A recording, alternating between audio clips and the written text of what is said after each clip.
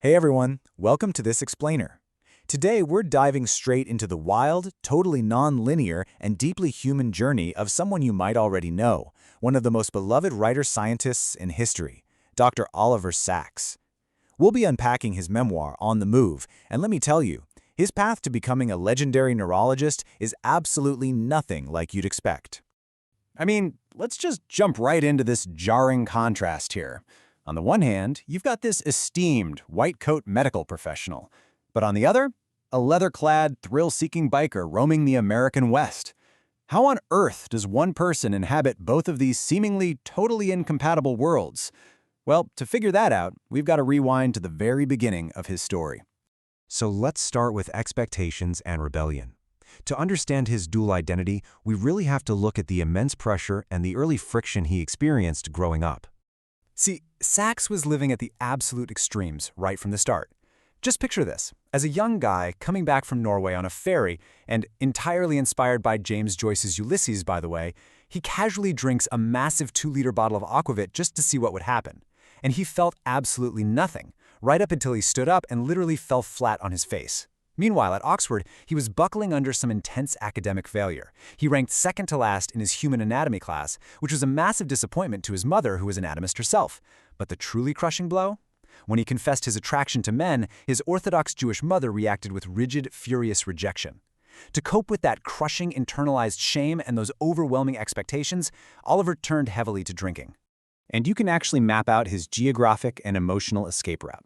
It follows his flight straight from that deep shame and family intolerance in London, pushes through the academic disappointments at Oxford, and heads into a desperate search for a total reinvention.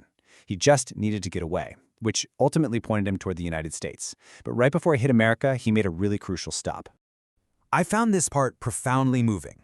As a recent, really socially isolated graduate, he goes to a bar in Amsterdam, gets incredibly drunk, blacks out, and wakes up in a stranger's bed. Now, instead of panic, he experienced this rare, life-changing moment of true acceptance from the man, actually crying tears of pure relief. It made Amsterdam his favorite city. But, incredibly, after just a few fleeting encounters like this, he would ultimately remain completely celibate for the next 35 years. This brings us to our next chapter, the California descent. Let's head to the West Coast and see how this all builds up as Sacks trades academia for Muscle Beach. But before we get into the darker side of his California days, I've got a quick question for you. Just how physically strong was this neurologist? We usually picture a quiet, buttoned-up doctor analyzing data, right? Try 600 pounds? Can you believe that? He was remarkably powerful. Determined to push his physical limits, he actually set a California state squat record by lifting a 600-pound bar. He fully traded his medical coat for a black leather jacket, spending all his free time at Venice's Muscle Beach. He'd go on camping trips, wrestle with a massively muscular Navy sailor named Mel, and hang out with eccentric characters like Jim, this mathematician who programmed supercomputers to play chess. He was living this fascinating, wild, multifaceted life, all while completing a neurology residency at UCLA. But, his California dream definitely had a severe, dark underbelly. A growing interest in the nature of consciousness, combined with a bad bout of depression following an intimate encounter with his roommate, pushed Oliver into some heavy experimentation with psychoactive drugs. We're talking mixing LSD, morning glory, cannabis, and amphetamines. And what started out as just exploration quickly spiraled into a truly devastating amphetamine addiction. And the way he described this period? Honestly, it's chilling.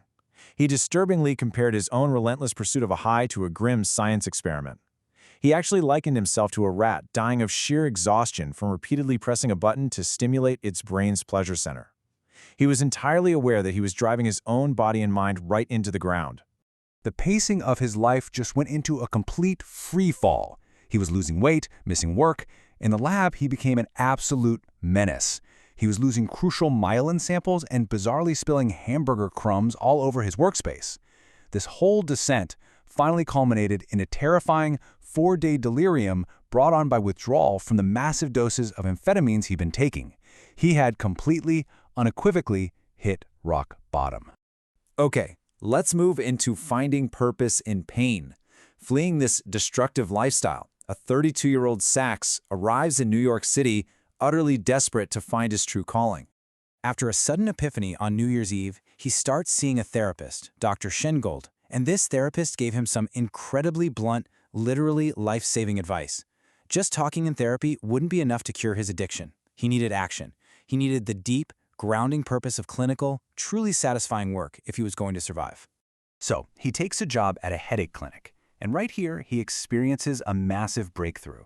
To Sachs, a migraine wasn't just some standardized symptom you just medicate and forget about. It was a unique neurological event deeply tied to that specific patient's individuality.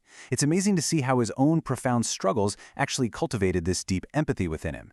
It allowed him to see his patients as whole, complex individuals, not just numbers on a medical chart. That empathy leads us straight into the Migraine Manifesto.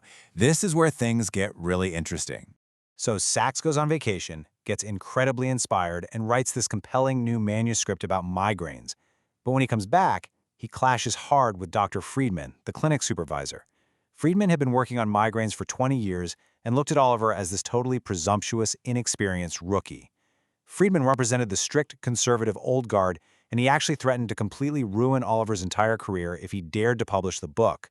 But Sachs, he couldn't just let his patients' stories go to waste. So he executes what is essentially a clinical heist. He sneaks into the clinic, retrieves his own clinical notes, tells Dr. Friedman he's going on vacation to England to finish his book, and he flees.